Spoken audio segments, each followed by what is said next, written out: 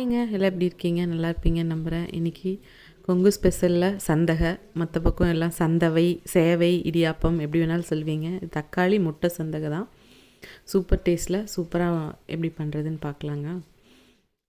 நான் எப்படி பண்ணுவேன்னா, சந்தகை வந்து நம்ம வீட்டில் பிழிஞ்சதாக இருந்தாலும் சரி, கடையில் வாங்கினதாக இருந்தாலும் சரி, அதை வந்து கொஞ்சம் உதுத்து மாதிரி வச்சு கொஞ்சம் ஆற வச்சுக்கணும். இந்த பக்கம் கடாயில் வந்து கொஞ்சம் தேங்காய் எண்ணெய் விட்டுட்டு நான் செய்கிறேன். தேங்காய் எண்ணெயில் செய்யும்போது ரொம்ப டேஸ்ட் நல்லாயிருக்கும். அதேமாதிரி கொஞ்சம் எண்ணெய் தாராளமாக விட்டுக்கோங்க.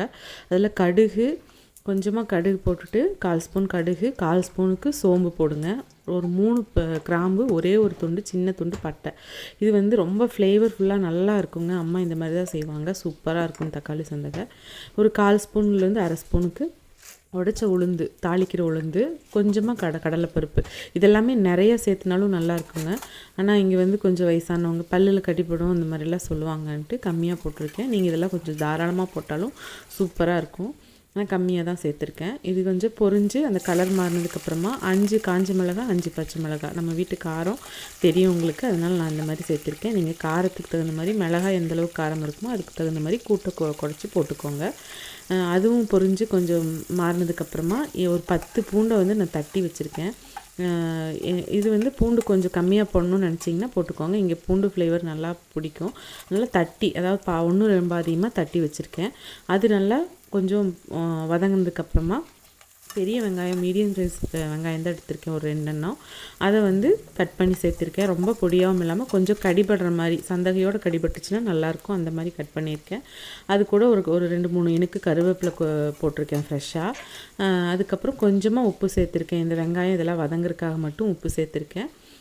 இப்போவே போடுறதுனால உப்பு போட்டுக்கலாம், ஆனால் வெங்காயத்தில் மட்டும் நிறைய உப்பு பிடிச்ச மாதிரி இருக்கும், அதனால் கம்மியாக போட்டிருக்கேன்.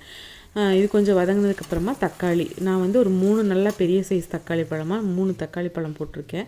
கூட கொஞ்சமாக மறுபடியும் உப்பு, கொஞ்சம் ஒரு 1/2 ஸ்பூனுக்கு மஞ்சத்தூள் சேர்த்துருக்கேன். ஏன்னா அந்த கலர் கொடுக்கும் நல்லா.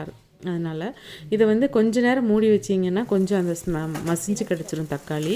அதனால் கொஞ்சம் மூடி வச்சு திறந்து பார்த்திங்கனாலே கொஞ்சம் நல்லா மசிஞ்சிருக்கும். இப்போ கொஞ்சம் ஏதாவது பெருசாக இருந்ததுன்னா நம்ம அந்த கரண்டி வச்சே குத்தி விட்டுக்கலாம். பிக்னஸ் வந்து ரொம்ப ஈஸியாக ஒரு பேக்கெட் சந்தகை வாங்கினோமா செஞ்சோமான்னு சூப்பராக இருக்கும். ரொம்ப கஷ்டமான வேலையெல்லாம் இல்லை. இப்போ நான் ஆற வச்சுருந்த சந்தகையை வந்து கொஞ்சம் ஊற்றி விட்ட மாதிரி போட்டுட்டு நல்லா கிளறிக்கலாம்.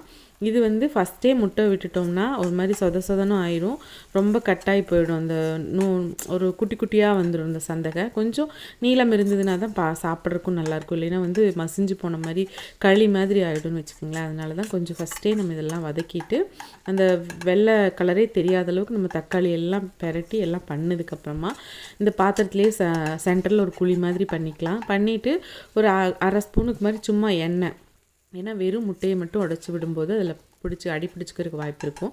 அதனால் அந்த முட்டைக்கு அளவான கொஞ்சம் எண்ணெய் விட்டுக்கலாம். எண்ணெய் விட்டுட்டு நான் 3 முட்டை சேர்த்துருக்கேன். உங்களுக்கு இஷ்டத்துக்கு நிறையா முட்டை அதில் ஸ்க்ரம்பிள் லெக் மாதிரி வேணும் அப்படின்னு நினச்சிங்கன்னா கொஞ்சம் சேர்த்து இது பண்ணிக்கோங்க. இல்லை ஒரு முட்டை கூட போதும் அப்படின்னு நினச்சாலும் விட்டுக்கலாம், சூப்பராக இருக்கும்.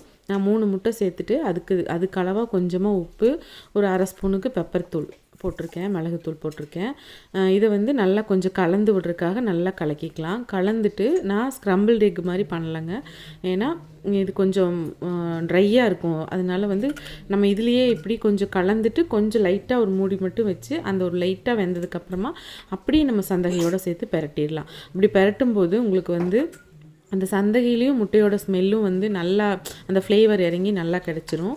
அதே மாதிரி அந்த டேஸ்ட்டும் வந்து சூப்பராக இருக்கும். அப்புறம் உங்களுக்கு வந்து அந்த வறண்டு போன மாதிரி வறட்சி இருக்காது. அதனால தான் கொஞ்சம் வெந்ததையுமே அந்த ஸ்டேஜ்லேயே நம்ம வந்து லைட்டாக மூடிட்டு திறந்து பார்த்திங்கன்னா கொஞ்சம் வெந்திருக்கு. கீழே இருக்கிறதெல்லாம் பார்த்திங்கன்னா உங்களுக்கு ஸ்க்ரம்பிள்டு மாதிரி வரும். அது கூடவே இப்படி நம்ம சேர்த்திட்டோம்னா நம்மளுக்கு சூப்பரான தக்காளி முட்டை சந்தகை ரெடி ஆகிடும். இது வந்து கோயம்புத்தூர், பொள்ளாச்சி ஏரியாவிலையெல்லாம் தேங்காய் பாலோட லெமன் சந்தகை, தயிர் சந்தகை, இந்த மாதிரி தக்காளி சந்தகை, முட்டை சந்தகைன்னு தனித்தனியாக செம்மையாக செஞ்சு யார் சொந்தக்காரங்க வந்தாலும் சரி, நமக்கு ஏதாவது ஃபெஸ்டிவல்னாலும் சரி இந்த மாதிரி செஞ்சுருவோம். இதை இந்த மாதிரி செஞ்சு பாருங்கள். உங்கள் ஏரியாவில் சேவை, கேரளாலெலாம் சேவை அப்படின்னு கூட சொல்லுவாங்க. இது சூப்பராக இருக்கும். அப்படி நம்ம இது கூட வந்து மல்லித்தலையை மேலே எப்பவும் போல் நல்லா பொடியாக கட் பண்ணி தூவிட்டு மறுபடியும் வேணாலும் கொஞ்சம் ஒரு தேங்காய் எண்ணெயோ நெய்யோ சேர்த்துட்டு சாப்பிட்டோம்னா அப்படி இருக்குங்க. தேங்காய் சட்னியோட. தேங்காய் சட்னி வந்து நான் தோசைக்கும் சேர்ந்து இது பண்ணதுனால தாளிச்சிருந்தேன். இதுக்கு ஆக்சுவலாக தாளிக்காமல் கட்டியாக வச்சு சாப்பிட்டிங்கன்னா சூப்பராக இருக்கும். நான் இன்றைக்கி வந்து நம்ம வீட்டில் தோசைக்கு செஞ்ச சட்னியோடவே இதையும் பண்ணியிருக்கிறதுனால கொஞ்சம் தாளிச்சிருப்பேன். சூப்பராக இருக்கும். உதிரி உதிரியாக நல்லா உங்களுக்கு பார்க்கவே நல்லாயிருக்கும். உங்களுக்கு டெம்ப்டிங் ஆகும். கண்டிப்பாக ரொம்ப ஈஸியாக செஞ்சிடலாம். பிகினர்ஸ், பேச்சுலர்ஸ் எல்லாத்துக்குமே ஈஸியாக பண்ணிடலாம். குழையாமல் சூப்பராக வருங்க. ட்ரை பண்ணி பார்த்துட்டு எப்படி இருந்துச்சுன்னு எனக்கு கமெண்ட் பண்ணுங்கள். நம்ம சேனலை சப்ஸ்கிரைப் பண்ணி பெல் ஐக்கானை கிளிக் பண்ணிட்டு பாருங்கள். அப்போ தான் நான் போடுற வீடியோஸ் உங்களுக்கு உடனுக்குடனே தெரிய வருங்க. கண்டிப்பாக சப்ஸ்கிரைப் பண்ணாமல் பார்த்துட்ருக்குறவங்க சப்ஸ்கிரைப் பண்ணி எனக்கு சப்போர்ட் பண்ணுங்கள். Thanks for வாட்சிங்க. நாளைக்கு வேறு ஒரு ரெசிபியோடு சந்திக்கலாங்க. டாட்டாங்க.